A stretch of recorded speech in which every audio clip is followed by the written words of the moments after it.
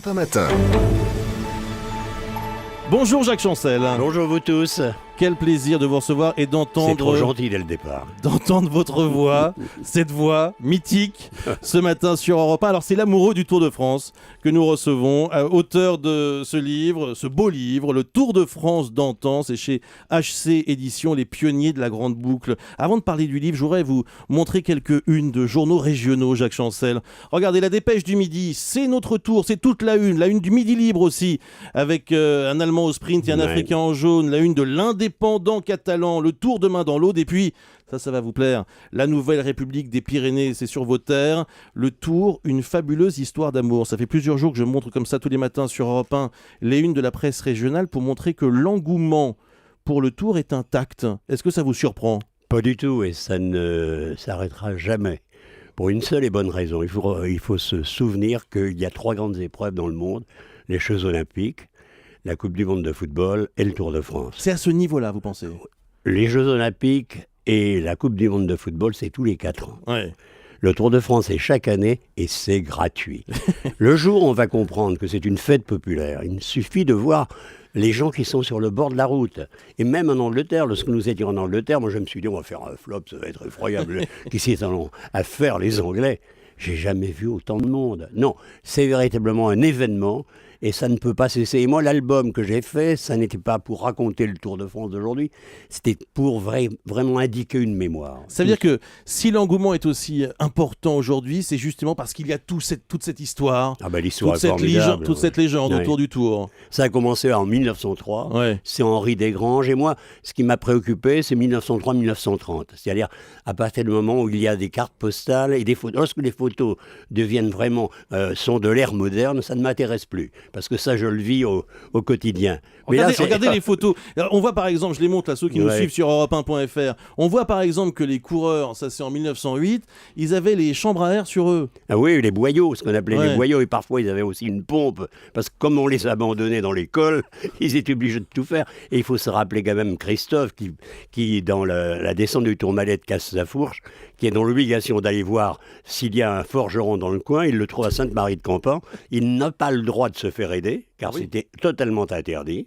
Oui, et l'une des photos aussi que je trouve très belle, c'est vraiment le dernier, parce que moi j'ai de l'admiration pour le dernier au Tour de France, autant que pour le premier, avec la lanterne rouge. La lanterne rouge. Voilà, ça vient de là l'histoire, la lanterne rouge. Et il y avait de l'humour dans tous ces moments. Non, ça a été une époque, et l'album reflète, je crois, une civilisation qui a totalement changé. En un siècle, on a l'impression d'être vraiment au commencement du monde lorsqu'on voit ces photos-là. Et à l'époque, c'était vraiment la grande boucle. Ah oui, c'était vraiment la grande boucle. Paris. Non, puis après, je regarde le nombre de kilomètres qu'ils avaient vraiment à avaler. C'était un pur scandale. Alors on dit souvent qu'on le compare à d'autres sports. Non, ça n'est même pas surhumain. C'est inhumain, le Tour de France. Lorsque vraiment on est sur l'école, lorsqu'on suit un coureur qui véritablement s'arrache et est terriblement malheureux, moi j'ai honte.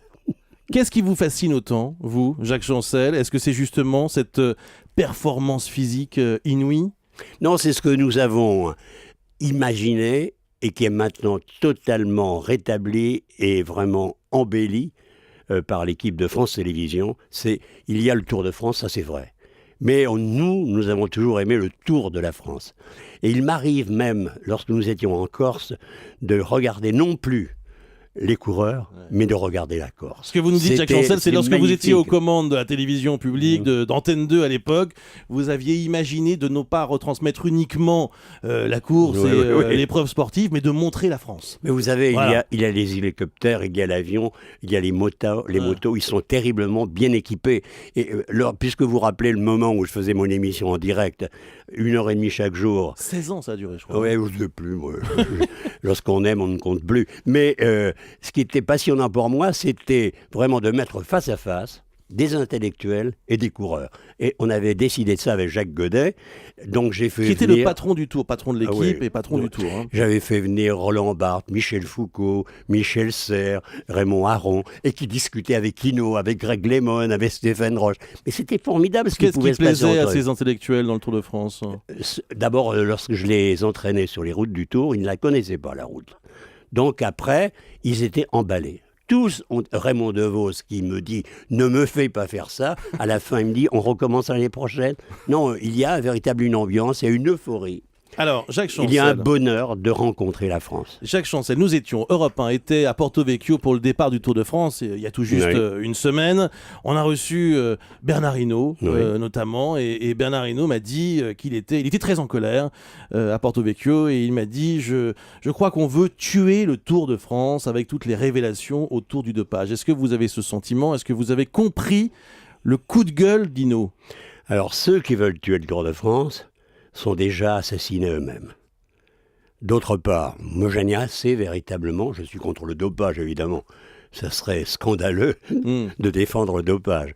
Mais pourquoi, à la veille du Tour, à chaque fois, on attaque le cyclisme? Mais il faut regarder tous les autres sports.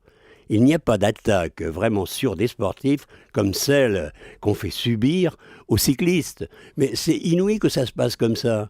Alors ceux qui veulent tuer le Tour de France, peut-être veulent-ils le tuer pour des raisons qui sont ou politiques ou, je dirais, infantiles. Mais ils ne le tueront jamais. C'est une fête populaire. Comment peut-on vraiment priver le peuple d'une fête populaire? Mais ils sont fous, ces gens-là. Ouais. Ce qui est fou d'ailleurs, c'est que malgré le dopage, alors il y a toujours autant de monde sur les routes et toujours autant de monde devant la télévision. Oui, je me souviens, en revenant d'Angleterre, il y a eu l'affaire Festina, l'affaire Virenque, et moi je me dis, ce coup-ci, c'est fichu, quoi. Ouais. L'année prochaine, on y aura droit. L'année prochaine, l'année d'après, il y avait encore plus de monde. Et à chaque fois qu'on parle et qu'on dit, parce qu'il y en a qui disent il y a moins de monde, c'est pas vrai. Il y a de plus en plus de monde. Mais ceux qui en parlent ne l'ont jamais vécu.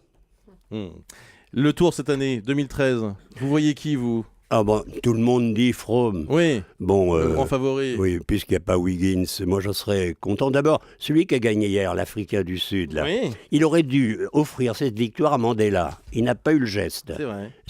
Ça aurait été merveilleux qu'il puisse faire ça. Bon, il y a Froome, évidemment, mais on peut rêver. Moi, j'adore rêver. Le rêve est une création. Vauclair. Thomas Vauclair. Sûrement pas. Mais si je ne rêve pas, où vais-je? Le Tour ne mourra jamais, Jacques Chancel? Ça, c'est sûr? Non, jamais. Jamais. Merci. Rendez-vous l'an prochain. Merci mille fois. Je remontre et bienvenue à iTélé. Jacques Chancel, mon attaché de presse. Jacques Chancel, le Tour de France d'antan. Moi aussi, je fais le service après-vente.